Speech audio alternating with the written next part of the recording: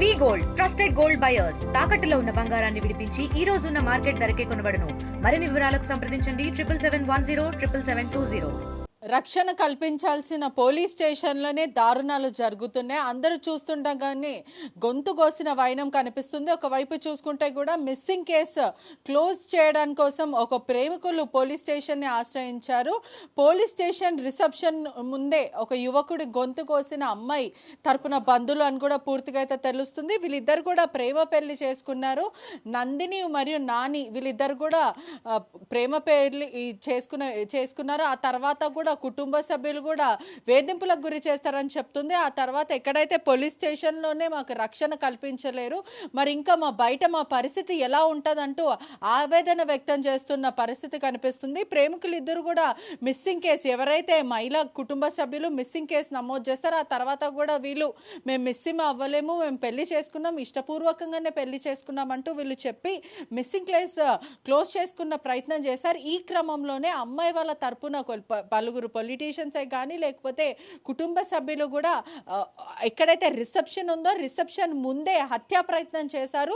దీని మీద ప్రధానంగా కూడా పోలీసులు నిర్లక్ష్యం వహిస్తున్నారని తెలుస్తుంది. ఒకసారి ప్రేమ జంట మనతో పాటు ఉన్నారు, మాట్లాడే ప్రయత్నం చేద్దాము. నమస్తే, ఎప్పుడు పెళ్లి చేసుకున్నారు, అసలు ఏం జరిగింది, లవ్ మ్యారేజా ఏంటి? మేము 24th మ్యారేజ్ చేసుకున్నాం. ఒక 13 days బయట ఉన్నాం. మిస్సింగ్ కేసు అయిందని చెప్పి పిఎస్కి వచ్చినాం మాట్లాడుకోవడానికి. మిస్ ఏం కాలేదు, మేము లవ్ మ్యారేజ్ చేసుకున్నామని మాట్లాడుకోవడానికి వచ్చినాం. అంతా మాట్లాడి మొత్తం అయిపోయే టైంకి, బయటికి వెళ్ళే టైంకి వాళ్ళ మామయ్య దాడి చేసిండు మా పైన. అంటే ఏంటి, మీరు ఇంట్లో చెప్పలేదా ఇలా మేము ప్రేమించుకున్నాం, పెళ్లి చేసుకుందాం అనుకున్నామని ఇటువంటివి ఏది చెప్పలేదా? ఫస్ట్ మేము చెప్పిందంట ఇంట్లో, లేదు చేసుకుంటే చంపేస్తాం అది అని చెప్పారంట వీళ్ళ మామయ్య వాళ్ళు. బెదిరించారు? బెదిరించారు. ఏమని బెదిరించారు? ఏమనలే, మేము చెయ్యము అని అన్నారు, బెదిరించారు. మేము చంపేస్తాం అది ఇది, మేము ఇంట్లో ఉండనియము అని బెదిరించాం.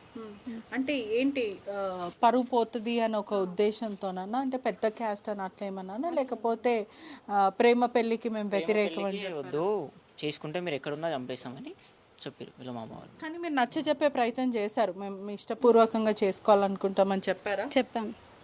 అయితే ఏమన్నారు? వద్దన్నారు ఇంట్లో. మరి ఏంటి దాడి ఎందుకు చేయాల్సి వచ్చిందంటే, పోలీస్ స్టేషన్ లోపలనే చేశారా, రిసెప్షన్లోనే దాడి చేశారంటే ఏంటి? అది మాకు తెలియదు, సడన్గా చేసేసారు వాళ్ళు, ఇలా మామయ్య చేసిండు. చెప్పండి, భయపడకండి, మీరు చాలా భయపడుతున్నారు. నిన్న పోలీసులు వచ్చి కూడా మీతో సైన్ పెట్టించుకున్నారు కదా, ఏమని పెట్టించుకున్నారు? ఏమని పెట్టించుకోలేదు, ఇంకా రాపించుకోలేదు. అంటే మేమే కేసు రాసినాం. ఏమని చెప్పి రాశారు? అంటే ఇంకా ఇట్లా మాకు పైన దాడి జరిగింది, కేసు చేయాలని రాసినాం. అంటే వీళ్ళ మామయ్య వాళ్ళు కేసు పెట్టించారు అంటే మీరు మామయ్య పైన కేసు కావాలని చెప్పి రాసినాం.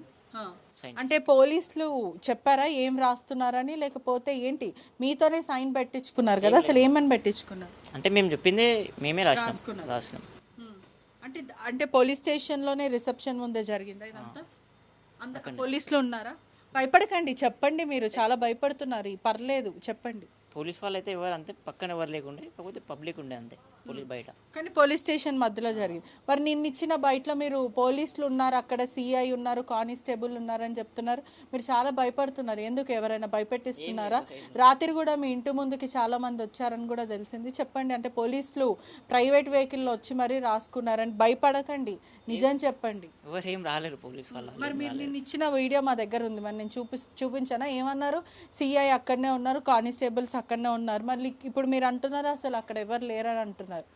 రిసెప్షన్ దగ్గరనే అయ్యింది, కాకపోతే సిఐ సార్ వాళ్ళు అయితే వాళ్ళు నిన్న ఎందుకు అలా చెప్పారు? మరి నిన్న వీడియోలో అంతా మీడియాలో మీరు చెప్పిందే కదా నిన్న, మరి ఎందుకు చెప్పాల్సి వచ్చింది? అప్పుడు ఒక మాట ఇప్పుడు ఒక మాట ఎందుకు? కానీ ఏం లేదు, కానీ ఇంకా దాడి జరిగిందని చెప్తున్నాను ఇప్పటికి. అవును, నిన్న సిఐ ఉండేనా అక్కడ, కానిస్టేబుల్ ఉండేనా? సిఐ సార్ అయితే అక్కడ లేకుండే, నార్మల్గా పోలీస్ వాళ్ళు అయితే ఉండే. మరి నిన్న ఎందుకు చెప్పారు సిఐ కూడా ఉన్నారు, కానిస్టేబుల్ కూడా ఉన్నారు అని ఎందుకు చెప్పాల్సి వచ్చింది? నాకు రీజన్ చెప్పండి, నిన్నెందుకు అలా చెప్పారు, ఇప్పుడు ఎందుకు అలా చెప్తున్నారు? కానీ ఏం లేదు, చెప్పండి. ఎవరైనా భయపెట్టించారా? ఎవరేం భయపెట్టించారు, క్లారిటీగా చెప్పండి. మరి ఎందుకు చెప్పాల్సి వచ్చింది? చాలా మంది పొలిటీషియన్స్ కూడా దీని వెనకాల ఉన్నారు, మిమ్మల్ని ప్రెషర్ చేస్తున్నారు అంటున్నారు.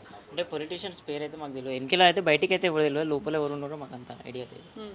అంటే మీకు రక్షణ కల్పించమని చెప్తున్నారా లేకపోతే పదాన్ని మరి మీరు ఇప్పుడు మీడియాతో మీరు మాట్లాడకపోతే మీకు రక్షణ ఎలా కలుగుతుంది మీకు చెప్పండి. ఇప్పుడు పోలీసులు ఇంకా పొలిటీషియన్ అందరూ నిన్న మీ మీద దాడి చేయడానికి ప్రయత్నించారు. నిన్న రాత్రి వచ్చి కూడా దీని గురించి చెప్పకండి అని కూడా భయపెట్టించారు. అది పక్కన పెడితే మీకేమైనా జరిగితే రక్షణ కల్పించాలనే మీడియా ఉంటుంది కదా, మీరు చెప్పకపోతే ఎలా? మాకు రక్షణ కావాలనే కోరుకుంటున్నాం. చెప్పండి, ఏం చెప్తారు?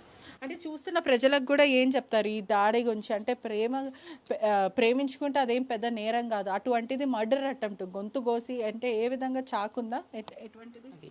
చిన్నది చాకు, చిన్న చాకు. మరి అటెంప్ట్ మర్డర్, మీరు అటెంప్ట్ మర్డర్ కేసు వేసారా వాళ్ళ మీద? ఎందుకు పోలీసులు నిర్లక్ష్యం వహిస్తున్నారు? లేదు అట్లా నేను అయ్యింది కదా, కాగానే హాస్పిటల్కి వచ్చినాం. హాస్పిటల్ నుంచి డైరెక్ట్ ఇక్కడనే వచ్చేసినాం. ఇంకా మేము హాస్పిటల్లో కూడా ఉంచకుండా వెంటనే మిమ్మల్ని పంపించేస్తారని తెలుసు. ట్రీట్మెంట్ అయితే తీసుకున్నాక వచ్చేసినాం. ఇంకా మా వాళ్ళు లేనందుకు దెబ్బ వచ్చేసినాం. ఏం లేదు, మాకు అంటూ ఒక రక్షణ ఉంటే చాలు. ఇంకా రైట్.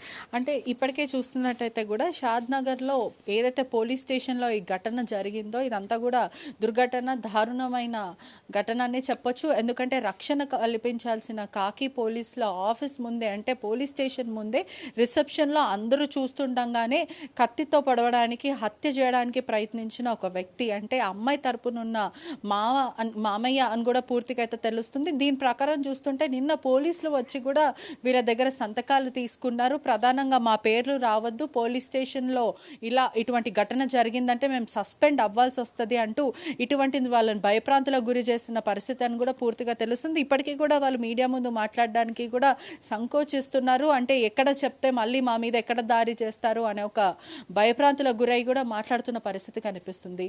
అంటే ఇప్పటికే చూడొచ్చు పోలీసుల నిర్లక్ష్యం కూడా ఎంతగా ఉందో కూడా చాలా క్లియర్గా కనిపిస్తుంది. దీని మీద కూడా ప్రభుత్వం ఖచ్చితంగా ఇటువంటి పోలీస్ స్టేషన్ల మీద దారుణాలు జరుగుతూ ఒక వ్యవస్థకి పనిచేస్తున్న పోలీసులు వీళ్ళందరి మీద కూడా కఠినంగా శిక్ష తీసుకోవాలి, వీళ్ళ మీద పై అధికారులు కూడా యాక్షన్ తీసుకోవాలని కూడా పూర్తిగా తెలియజేస్తూ కెమెరామ్యాన్ గజప్పతో పెట్రిషా రిపోర్టింగ్, RTV హైదరాబాద్. మరిన్ని వీడియోస్ కోసం ఛానల్ ని సబ్స్క్రైబ్ చేయండి. లేటెస్ట్ అప్డేట్స్ కోసం వాట్సాప్ ఛానల్ ని ఫాలో అవ్వండి. అండ్ లింక్ డిస్క్రిప్షన్ లో ఉంది.